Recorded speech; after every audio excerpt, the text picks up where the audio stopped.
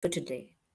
I formally welcome you to today's webcast on the future of employee benefits strategies for designing impactful frameworks.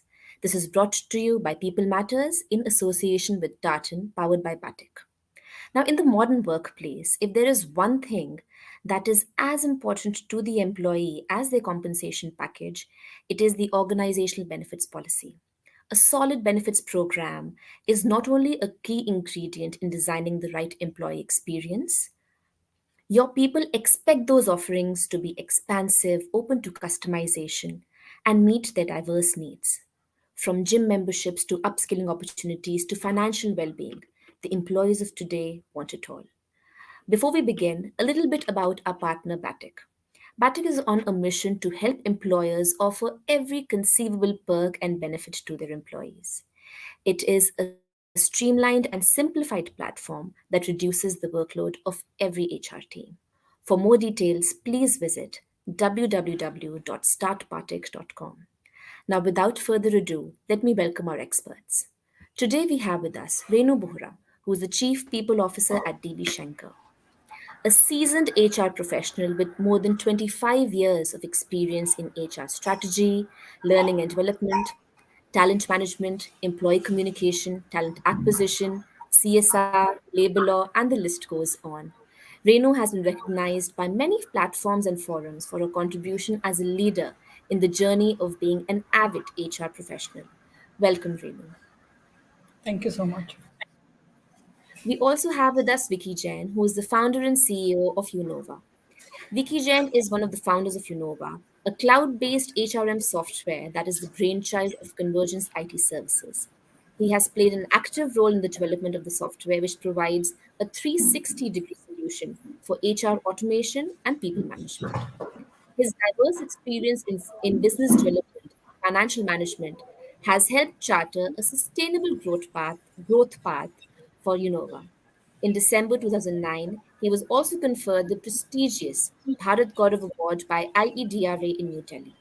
He says his love for reading has helped shape his ideology towards astute leadership. Welcome, Vicky. Thank you. Thank you. And finally, let me introduce our moderator for the session, Pramay Jain, who is the co founder and CEO of Batik. Tatan is built with a huge mission with social purpose to help millions of people that are also in the workforce in India and globally become financially healthier and have a happier work life.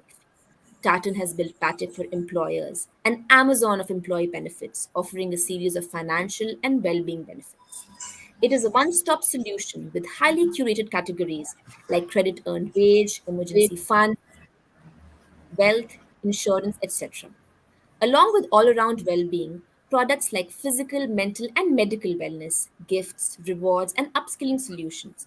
With a flexible and secure platform, employers can add their partners without technical hurdles and with speed. Before this, Pramay was a risk management and analytics professional at marquee names like HSBC Bank, HDFC Bank, and Citibank. Before building Tartan, he was heading risk and HR analytics for IDFC First Bank. He has led various projects and large teams, built digital data driven products, and delivered business insights. Graduating from BITS Pilani, he thrives in utilizing data to solve real world problems. We are very glad to have you with us, Pranay. And I would also like to add, we were unable, Margaret D'Souza, who is the head of people success for Zeta Suite, was unable to join us due to last minute issues. Now I'll hand over the discussion to you, Pranay.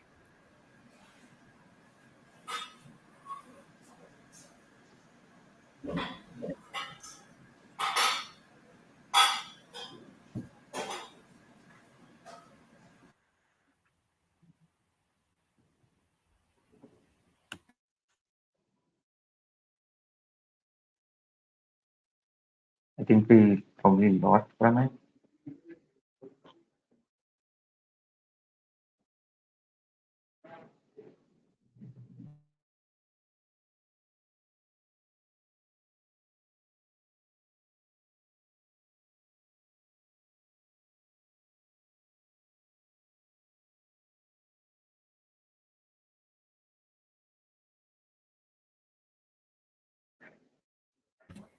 I think we're facing some technical difficulties. I believe Pramay would be joining us back very soon.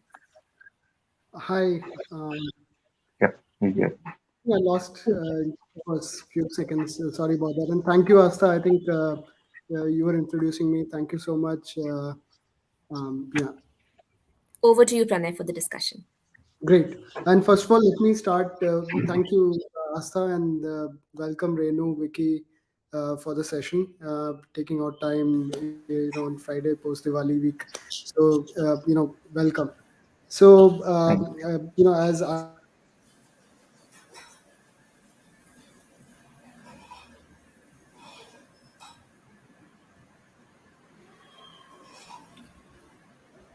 Hi, Vicky, can you hear him? Uh, hi, no, can you actually, guys hear me well? yeah. I Now you're back. We lost you for a while, but we can hear you now. Okay, great. I think there's some blip happening at the internet, but sorry about that. So let's start with with a further delay. Let's start with with Renu you, and let me start asking by what are the global trends you're leading a very employee friendly and a large organization, right? So and which is global as well. So let me start asking you that what are the key trends that you're seeing globally and especially in India in terms of employee benefits, perks, and how to manage talent around that. Thank you, Pramay, for this question, and thanks a lot to the organizers for inviting me. And it's a pleasure to be here. It's also a pleasure to meet my fellow panelist, Vicky. So good to be here. The question that what are the global trends happening? So I represent Shankar India, which is a global leader in supply chain management, and Shankar India is a great place to work. Uh, so, if you say, are there any particular global trends around employee expectation, employee needs, employee benefits? I would say, if we see from the employee perspective, one thing which is emerging very clear, not it was not there earlier, but now post COVID, it's about flexibility. So, I think. Now employees are at a power to bargain for it, and so flexibility is there, very strong as an employee need. Mm-hmm. And personalization, new ways of working, uh, and also around wellness, because wellness has come as a very big theme, Mm-hmm. big need, and a very sustainable thing for the future of the organization and for employees. So everything around wellness, and wellness we know is more than wellness, I would say. If we can move towards well-being, but yes, wellness and well-being have come as a major expectation and need from the employee point of view, which means, in many words, work-life integration. From the organization's perspective, I think, employee retention, employee engagement have always been an expectation, or an organization need. And how do we marry these two is, I think, the biggest challenge for HR. That how do we ensure that the organization's goals around performance, around growth, around sustainability, and around the bigger goals of ESG are also met, with having people who would believe that the organization is able to address their need of flexibility, and yet together they work in an asynchronized fashion, with the new ways of working, but then getting the company's goals also, uh, you know uh, successfully getting the company's goals achieved, as well as their own employee needs of flexibility. And flexibility is so different for you and me. At the same time, there are some commonalities around. So these are the bigger trends I see. Yeah. Thank you. I think a great point, Renu, and probably I'll add some perspective as well from our side. While we are building Batik, is that employees are also human beings, right? And at the end of the day, COVID has taught us that hey, everybody has to be treated as human being first, and you were absolutely right. It is not just wellness, but entire employee well-being is important. And when that human becomes an employee, the expectations are they are financially wealthy, they're physically, mentally healthy, they have things that are easily life should become easier while having a job. And yeah, there are places like India where I believe job is a privilege, and with so much going around. So Vicky, I'll come to you, and I want to ask you the same question slightly differently, right? From the view of a technology service provider, somebody who does provide technology solutions from HRMS perspective, and then few other things that you do. What are your key take on what has changed post COVID? What has been the trend now in recent modules in recent times, basically when it comes to support to employees, HRMS, etc. Sure, I completely agree with what Renu said. Post-COVID, yes, work from home or the hybrid model has kind of become a, compulsion, not even an option, I would say. With like at our own company, and I'm just talking, we are a tech company. We were used to it, but I have seen my customers who are even probably, manufacturing units, logistics companies also start practicing that. And again, they were probably forced to do that. So definitely, that is something which has become like a global trend across. We all definitely know about it. And yeah, with with the kind of and if I talk about India specific, 10 years earlier, it was more about employer rather than employee.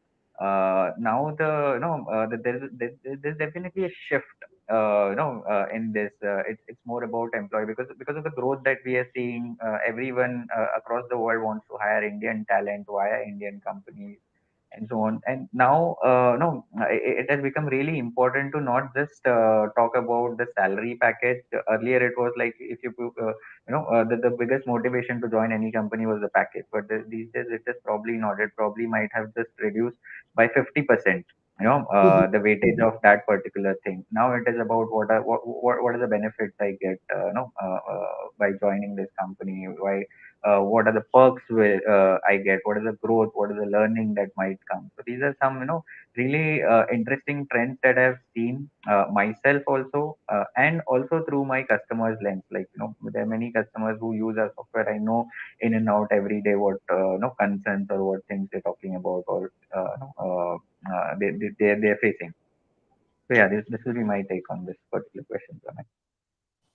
Vicky, I think you brought a very important point. In old times, we used to hear that, hey, Google has the best policies, they provide the best, benefits. Everybody wants to rush that. It's not just the pay package, but the other benefits that come along.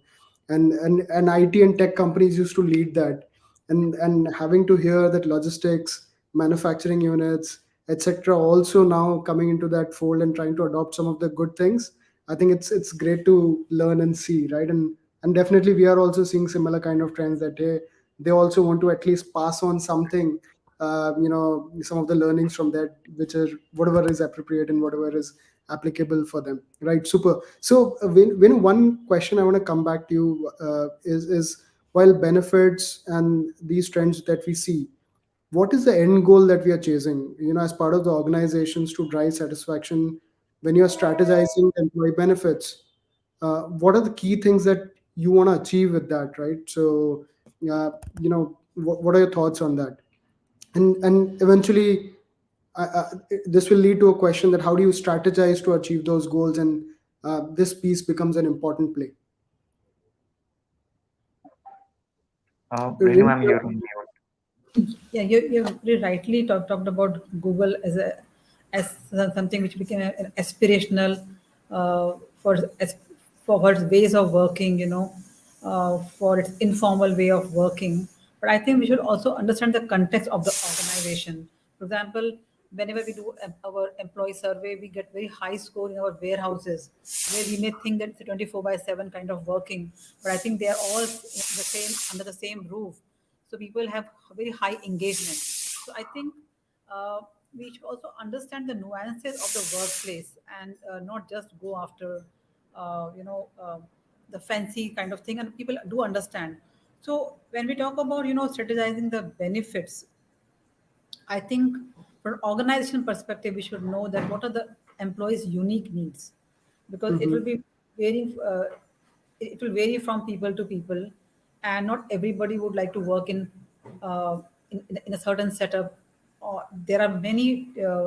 When we meet students in the B school, many of them would like to make a career in supply chain and logistics, considering that it's a new industry, fast growing, uh, highly innovative, open to challenges, and so on.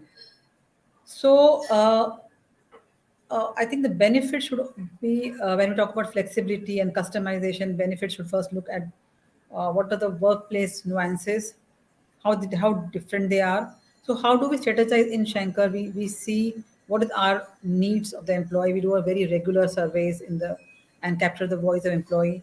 We also mark our practices with the best practices in the industry and say that where is the gap, what from where we can get inspiration from. We also would like to be compliant in the sense that we employ a very big percentage of people who are like workers at the warehouse level, and we would like to follow all the labor laws, all the practices, uh, be it uh, the right number of working hours, leaves, overtime, and so on, and those kind of health facilities at the warehouses, preventive health checkup, and so on. And overall our benefits strategy is revolving, and it's also evolving around the new ways of working, because all said and done, while we said that there are that we are now working towards smart hybrid, I think it is far more challenging than the earlier times, because how do you engage people, how do you connect with them when you are not seeing them, and when at times an app becomes very impersonal. So so so this is the way we are also evolving and strategizing our whole entire benefit bouquet. Okay. Uh, Thank you, Renu. And Vicky, from your perspective, you work with large organizations. You have variety of organizations. What kind of things that you have seen from the organization perspective? How do they plan? And I'm sure you might be getting a lot of queries. Do you have this? Do you have that? How do you Right. handle those? And what kind of things that you see in terms of thought process when a HR comes back and asks you for some of the modules or benefits? So I kind of very much relate to what Renu said, because most of my customers are actually in her shoes. They are CHROs leading HR at many places. And so coming to the question, like what kind of strategy that they employ, or how do they come up with the benefits plan? Again, it's more about company to company. Honestly speaking, a tech company will have a very different strategy for employee benefits compared to a manufacturing unit, because in a tech company the raw material is people, or even say a BP or a KPO, the raw material is people. But in the manufacturing setup, the people are just put, function to the machines and which are being used. So definitely it is company to company. And most of my customers being on the side where they are very much people heavy, they definitely they do this part of like post COVID, as I said, flexibility has become a major ask by everyone, and everyone is like figuring out various ways of giving work from home options, hybrid options to maybe book your if you plan to come to the office, just book it online and then you can come. So there are various things that are going on, and these are the benefit, or rather the options companies are giving. And of course, a lot of my customers are also invested in well-being. Like Renu actually touched a point wherein the 2 years people could not even meet. Now, how do you actually get to know, okay, what exactly they are going through, and what are the needs? In this tech, definitely plays a very important role, or even, with a lot of my customers, it played a very important role wherein people could put things on intranet, or to the help desk, about various, many polls were run, surveys were taken to figure out what exactly is needed. One of the very important things that everyone actually kind of, wanted was, they were missing the collaboration part. Now, how do you do that? Having, like online catch ups or meets, or like a tea session just virtually. These are something that were practiced a lot. And yeah, as I said, post the COVID, major thing has been on the flexibility side and the wellness side of people, that people have invested, or my customers have invested. Right. So I think follow up on that. Maybe Renu, we can start with you. So within your organization, what are the top 3 to 5 things that you identified that, hey, these are the critical things that we have to solve for employees? And why I'm saying that is because traditionally in India, especially, I think there were largely 2 to 3 things. There was a salary that was a key thing that was very attractive, that used to attract talent and retain pretty much everything. Then there was, a lot of places ESOPs and bonuses, those kind of things. And the third thing was insurance, right? uh, I think those were the primary things typically pre-COVID you will see at majority of the organizations. So what are the other 3 to 5 things that you are seeing that are getting picked up around your organization, around your network? So I would say that besides salary Hmm. and a very robust health insurance plan, which again has its own flexibility of top up and other things. Employees are looking for majorly. This is what is coming up in our surveys, that they look for growth opportunities in the organization under the reward and recognition stream. And then when we talk about growth opportunity, we have a lot of, for almost all the position we do internal job posting, but then our hiring managers are not able to intake those internal employees, saying that they are not yet ready. So I would believe upskilling has come as a major requirement from from the employee point of view, for retention and for engagement in the organization. So when we talk about employee benefits, I think we should be, and we have been talking about not only compensation, not only a very strong performance linked incentive, and Hmm. also various reward and spot reward, individual rewards, group rewards, around values, around various goals, as well as a, a robust learning and development opportunity in the organization, growth opportunity in the organization, a strong culture where employees are heard, and and they also get employees also are looking for organization which are like high on digital, high on goals around digitalization, high on goals around ESG, environment, sustainability, and governance. But coming back to very specific of today's topic, I think where we are finding it challenging, and we have not been able to form an entire bouquet, but we have got quite success around this, is how do you ensure that resilience uh, is built in all the 5 dimensions, like be it emotional, be it mental, physical, social, and financial. So we have been able to do a lot around, say, emotional. We have been having a very strong EAP.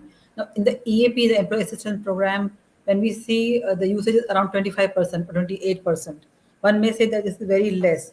We do a lot of awareness around it, but I think we should not build a very huge expectation of a very high usage. I think if we need to give it as an offering, people are aware of it. We also have tied up with the health app, and we have in a span of 6 months we run a 12 weeks, sorry, 16-week challenges, in the organization. Again, in this, we find that there are people who are like-minded, who are very fitness conscious. They would participate, or who are very competitive in nature. They will form group, and then we find again that the people who are turning out in and joining this challenges or sustain the challenges are only say 35% or so. So your management may say that this is a very small number, but I think we should look at the expectation. 30% is a very good number. If 30% in the organization feel that they need to have access to such an app or a studio, online studio for fitness, then be it. Then on financial resilience, we have not been able to do much except having opportunity of giving loans on health reasons. But in that area, we still have to do a lot. We have organized quite a few awareness session on financial planning for people. Again, participation is not great, but whoever participate, they always give very rave reviews.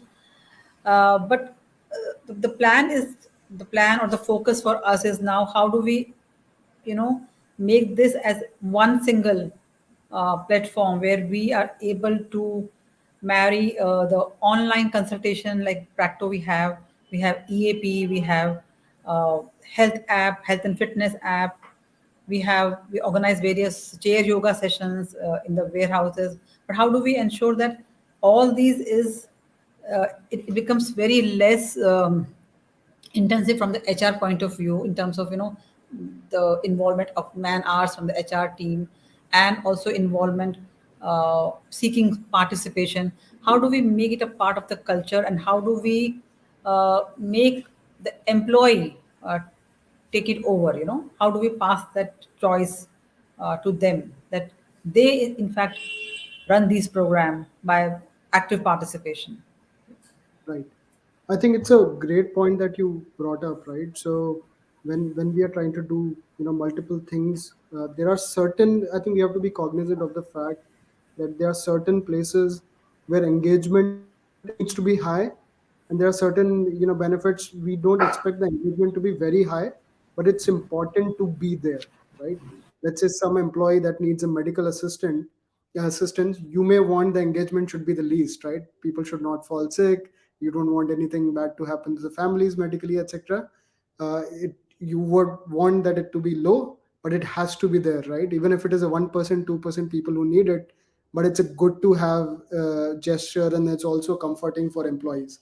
But bang on R&R side, we have to be more and more engaging. How can we drive R&R and L&D, and maybe skill development, upskilling point that you mentioned? It has to be a very high usage platform. So and this is where it becomes very challenging that hey, we are using the product but not being used. I think that may not be the right answer for certain programs that you're trying to run. So one, Vicky, coming to you, right? So Renu talked about the key five things that they're looking or they're exploring within their organization. They've done some of the things, right? We believe that HRMS, has a big role to play. Right. To be able to at least help give them the platform where the benefit partners can come in, or maybe create a separate partnership that can lead to organizations like what Renu manages, to be able to make it easier to get things aligned, True. right? So True. what again demand that you're seeing from your HR counterparts or HR companies that you're working with, and what are they looking for, right? What are the top things that you're looking for?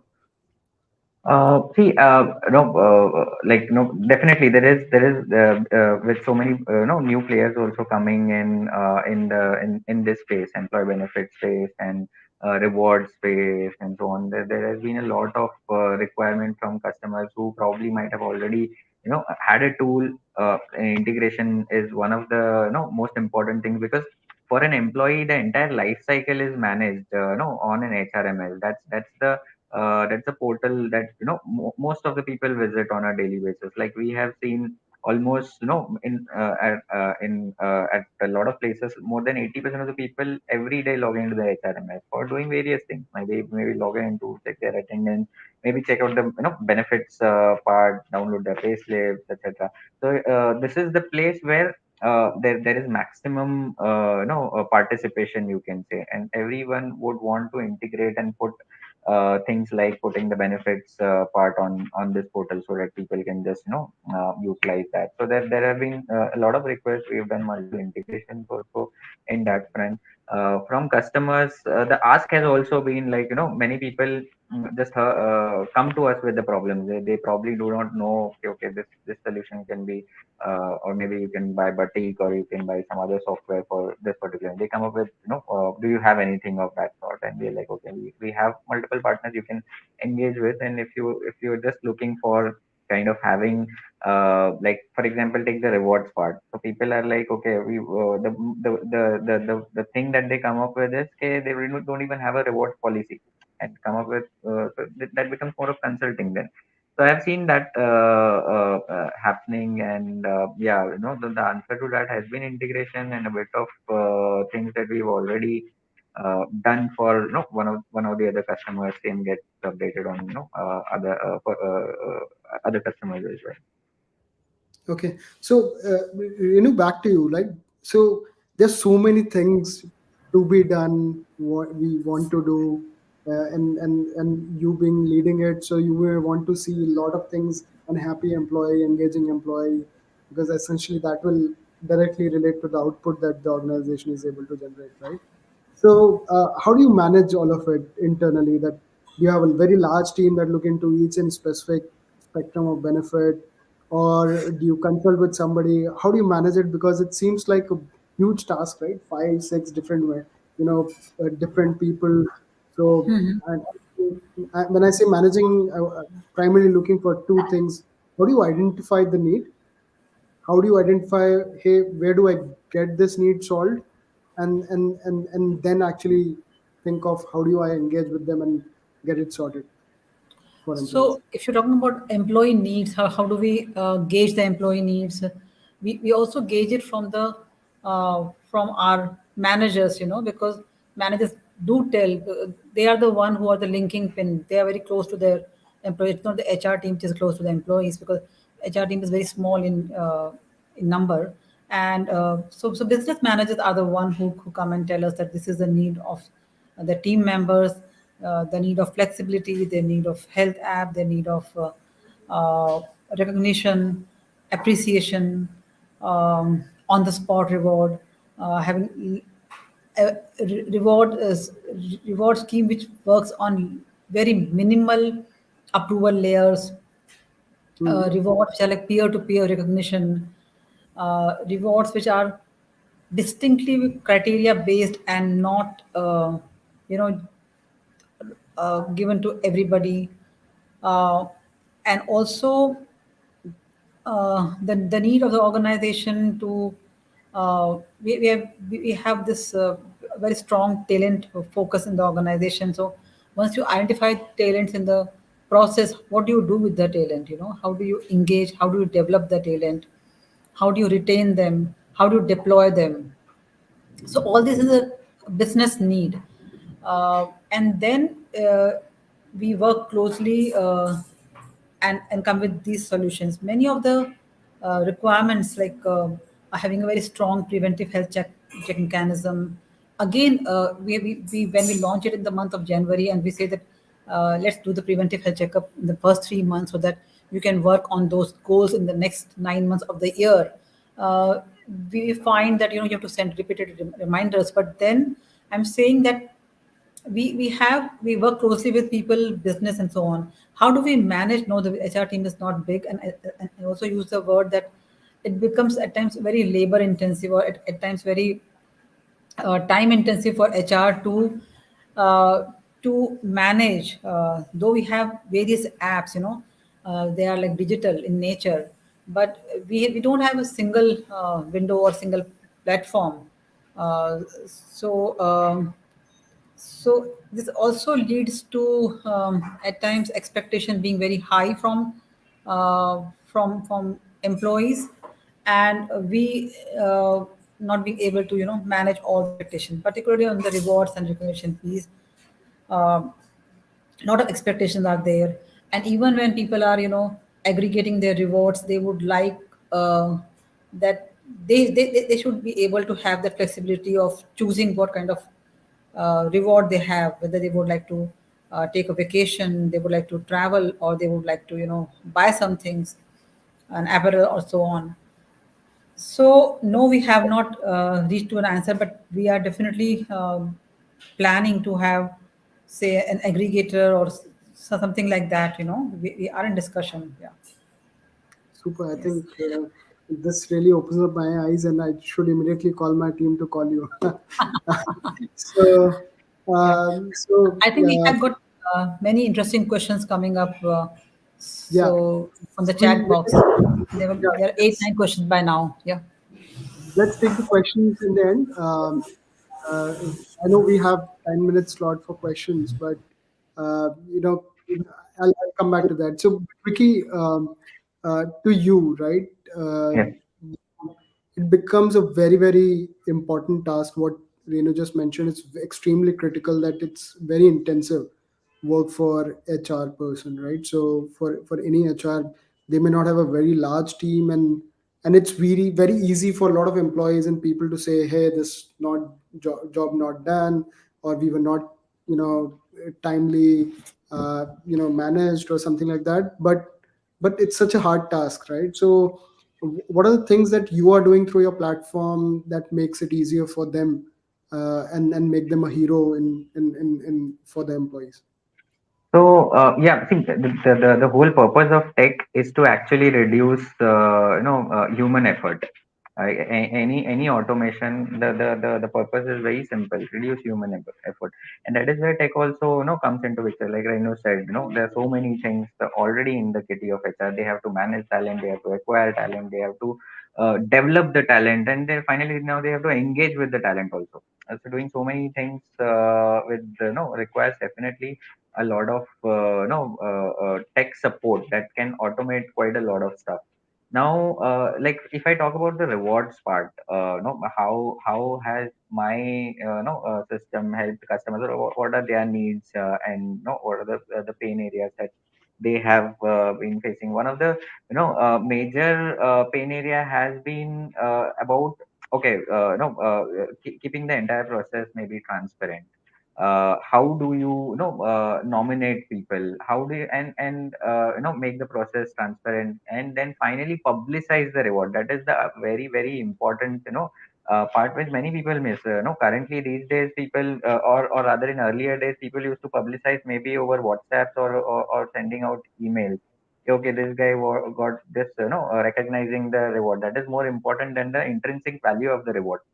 For any employee, I get 500 rupees, but then I was given that 500 rupees in front of the 1000 team member. That makes a huge difference. Almost and definitely improves the employee loyalty and all the other things. So this is where tech platforms really help, and our system has also helped. Like, for example, one of the key needs of users was to how we want to take nominations. Earlier, it was happening on emails and WhatsApp groups, etc. We just put a form on the on the HRMS portal, which kind of pulls every employee's information by default. I can just select and put the reward category submitted, and then it can go to you can also attach an approval mechanism. It can go to jury also. They can vote whom they would want to actually consider further, and so on. And this takes care of the transparency of the process also. And finally, publicizing it. The best way to publicize any recognition is putting on the intranet, where every employee logs in for the every day to check what's happening. And of course, you can also notify people via emails, and so on. So that is something tech has helped a lot of my customers to manage, and thereby, of course, reduce the human effort also. Like earlier, if you were managing via emails, you have to keep a tracker in Excel also, and keep reading emails. Now it is not needed. completely done by the system. So this is how systems can reduce human effort in this space as well, and improve your entire reward and recognition program, and make it more appealing for the employees. Absolutely. So, Renu, I think Vicky brought two very important points, right? One is the tech adoption. Now, nobody's, even if it's a human resource kind of a department we are talking about, but tech actually plays a very, very big role in terms of both implementing the strategy that you just brought in, identifying the right tech talent, tech implementation, etc. And also, the second thing that he touched upon was how do you communicate and publicize those benefits, right? I remember in old days when probably it was my first job, and it was an MNC bank again I was working with. There were like list of benefits we had, but probably after till second year I wasn't even aware about, hey, I can do this within the organization. Hey, I have a book library I can refer to. Hey, there's a financial benefit scheme that's available. So there was a huge gap in terms of also uh, creating awareness, for the employees that, hey, these are the 10 things that you can actually do. These are the 10 offerings as a HR team that has put out an effort that is communicated. So what's your adoption and how do you handle these situations, both tech adoption and creating awareness? So I think the myth around tech adoption was there that certain section of people only would be open for that, and we had lot of pushback, particularly from senior managers. 3 years back, when we were saying that for reward recognition, use this portal, for leave, use this portal, and they would say no, no. They would do everything on email, and then they would ask the HR to do it from the back end, including so much around appraisals also. But I think in the last 2 years, when we had this COVID and everybody was working from home, and we had to organize so many trainings, we had to organize systems availability at home. We signed up with a lot of collaborative forums and made people aware of it. I think we will have understood that. Tech adoption is based around need, and tech adoption is not a huge challenge.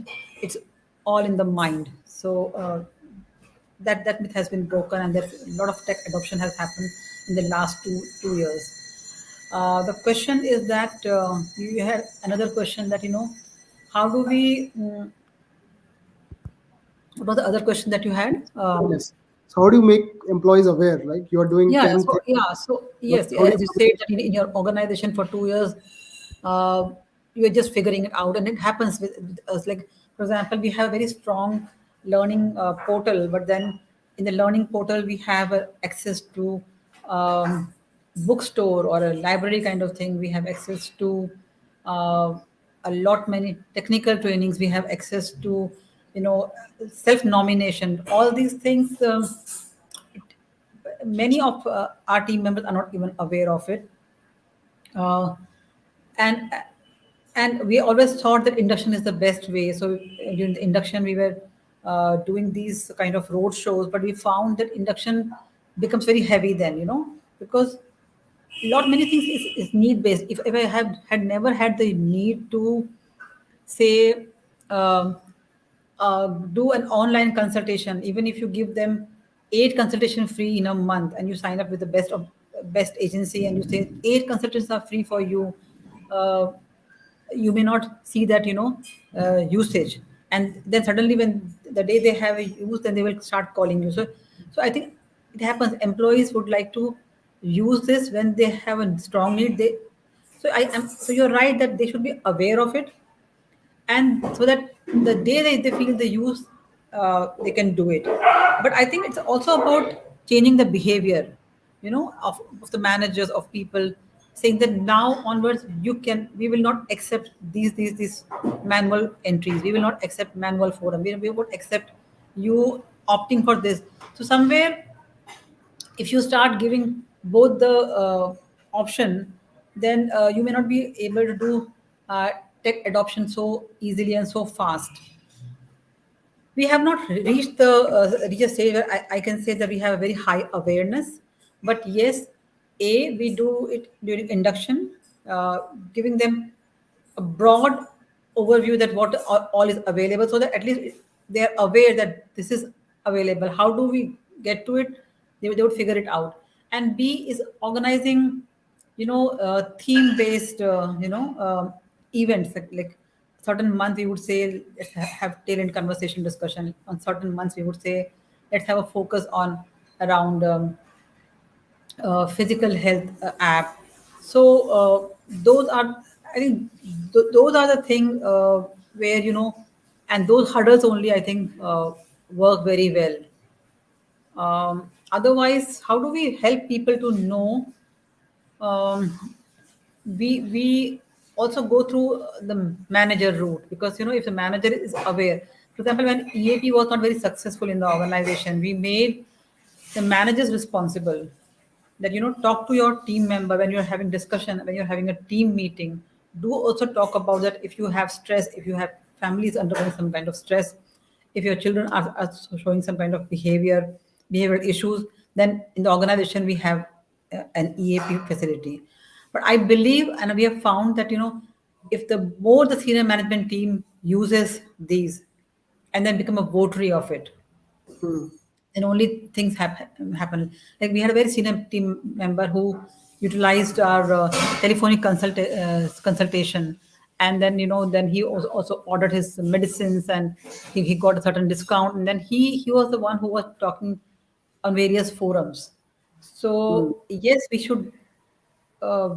need to discuss this in various connect forums, so that there is a buzz around this. A great I, point. I don't One know any follow. other easy solution, but maybe Vicky would be having. Yeah. I was just about to say that, sorry, I'm cutting you from it. Okay, yeah, see, adoption, how well anything, be it a policy or a tool, how well it is adopted is directly proportional to its simplicity. Yes. The simpler the tool or simpler the policy, it will definitely be, adopted very well. I'll just give you an example. For one of our customers, one of the major challenges was they were giving so many benefits, but no one was aware of it. And what we did is we just created a My Benefits page on a HRMS, and that was the most viewed page in, till date also. Everyone logged after, of course, the leave application and the homepage of the portal. But yeah, so that's what I think. Yeah, the simplicity is the key driver in this case. Be it the policy, be it a tool, or be it the strategy. It has to be kept simple at core. Yeah, exactly. The point I was picking up, Vicky. So probably I think there is one more things that we have learned with certain of our clients is that what they've always told us, we have 10 things not being used, not being adopted, lack of awareness. Probably the information is scattered, right? If you have Right, a financial benefit, it is a different mail, different policy, different place to check out. right, And if you have a well-being policy, it is again a different mail, different policy page, different link. So it creates a, you have to create a map to actually employee to figure out where things are, right? And you rightly pointed, having a place where they can figure out pretty much everything everywhere. At least they would have a, back of mind that, yeah, hey, I can at least check out if something is yeah, available which I need is there or not. And if it's there, right, that itself can drive huge adoption. So, Vicky, I think you mentioned that there were certain employers that came up and said, "Hey, uh, we are doing 10 things," and that's how it led to my benefits page, right? hmm, So, wanted to learn from you, how do you identify partners, right?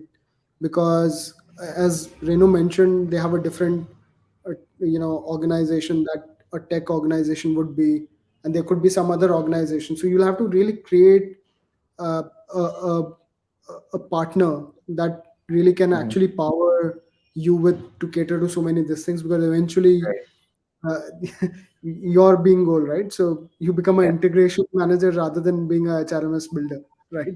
So how do you handle that situation?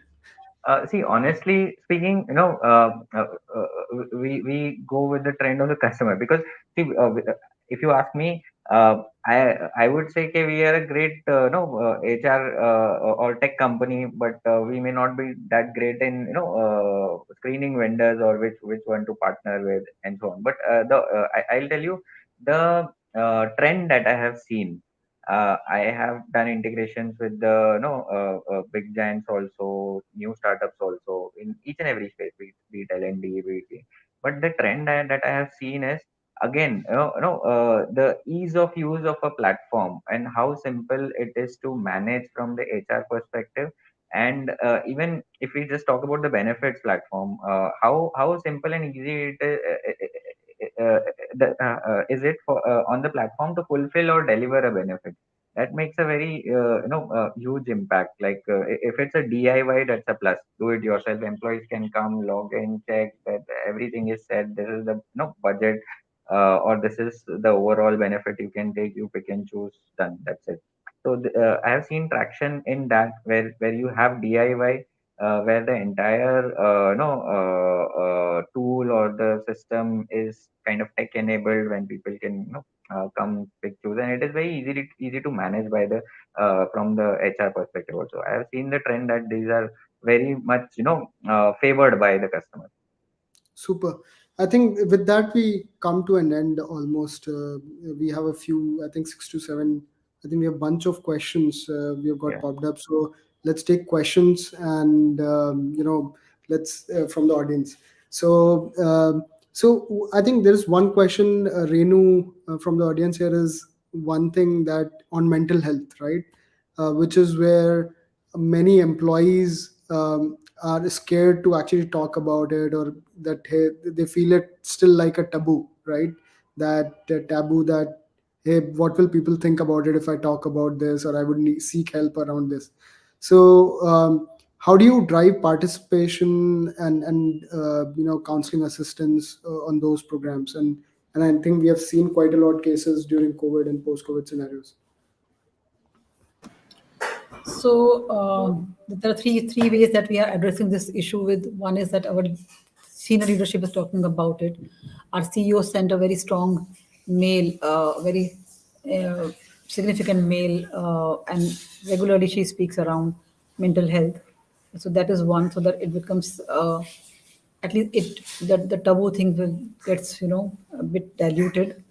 B is that we in HR speak about the EAP and the benefits around EAP, and stating it again and again that by organizing some kind of webinars, that it is one of the illnesses. It is not so special that it should have so much of fallout. uh, and third is that we are building, we have been assuring that if you use EAP for yourself or your family, it is totally anonymous. So that anonymity aspect is there. Hmm.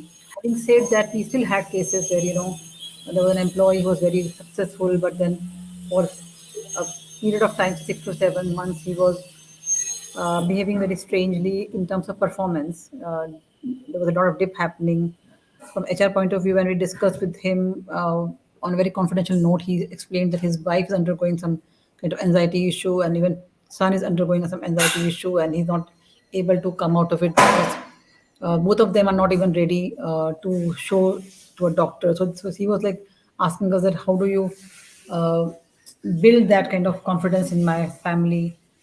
So there, I think the HR or manager can only act to a certain extent, but then the manager was only seeing the performance and then forcing us to take some strict action in terms of maybe releasing the employee because of performance dip being there. So I'm just saying that not in all cases we are very successful, and we have also cases where the employee has shared, and the manager has not been so open in accepting this, and has uh, has been a bit insensitive in terms of sharing it with others.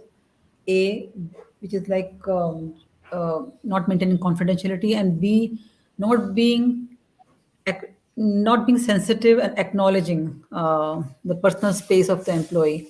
So, so what we have done is that we have a very strong employee connect, and as and when we come to know of such kind of breaches, we have done a lot of counseling of the managers. Uh, that is where we have done. Uh, I think the only way out is normalizing it, and when the senior people speak about it, the way like we know what the Deepika Padukone spoke about it, while there were trolls who said that it is more for publicity, but we also know that uh, that what is the people believe heard that uh, you'll always have people who would just question it, who won't believe, but majority, but it helps when a very senior person or a famous person speaks about it and tries to normalize it. So we are in the process. We do talk about it, and we take it in many forums around. Even our employee survey, we ask question around. Do you feel emotionally and psychologically safe? And when the score is less, so we got a very high score on physically safe. It was close to 90 or 94%. On the psychological safe space, we did not get such a high score, and then we brought this up so openly to the leadership that our own employees are saying this. So I think through these aspects, by capturing the voice of people and then talking about it, helps a lot. Great. I think great one. One question here. I'll ask Vicky to you. I think the question is there would be compensation scale as per UGC and AICTE norms, and or do you have you seen any sample comparison of studies by organizations or prominent institutes and help HR in some or the other manner? So while this is the question, but I want to actually touch upon a very important topic on data privacy, right? So Mhm. having study and bringing learnings to an HR is a great point, but does data privacy, compensation information, confidentiality, how do you what kind of things that you've seen from HR, how do you handle those situations? So of course, data privacy, be it the software or the HR also, it's very, very, important aspect, from an organization perspective. Um, like what we Let me have, add, let me add, Vicky, yep, because you mentioned you yep, work with a lot of partners as well, right? So yep, because that's where it becomes very tricky, because let's say a partner right, says that I need the compensation scales to actually give me the right, best offer, right? So how do right. you how do you Right. work out those situations?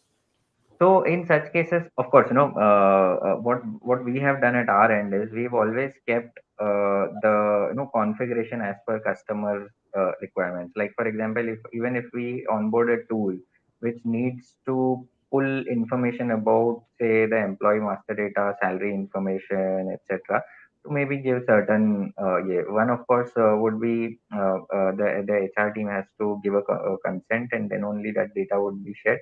And secondly, we try and avoid PII information as much as possible, personally identifiable information that could lead to data privacy issues later on, like maybe things like PAN card or email ID or contact numbers of users and so on. So that is what how we practice at our end. But of course, sometimes you would need that as well. Like for example, if we have onboarded vendors who are doing BVG as well, background verification, they would need the PAN card. They would need, the address and the mobile number or the contact number of the user. So in that case, of course, it depends on the customer. They have to give a consent, and then only we kind of provide this via an API to the vendor or the partner. Super.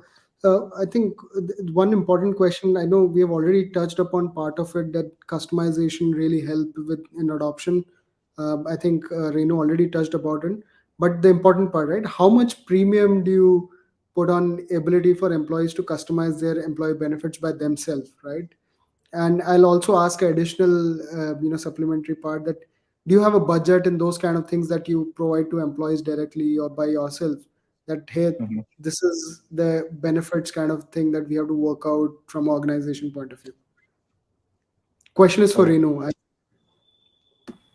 Yeah, so we have an employee engagement budget, which is like so P&L wise, we have a broad budget, and we have kind of democratized the employee engagement activity by forming an engagement team. It is not primarily driven by HR, so they have a budget, and they know that what is the location a team wanting, but they would like to go for a picnic, they would like to spend an evening cricket tournament, or so on. So that piece is very customized.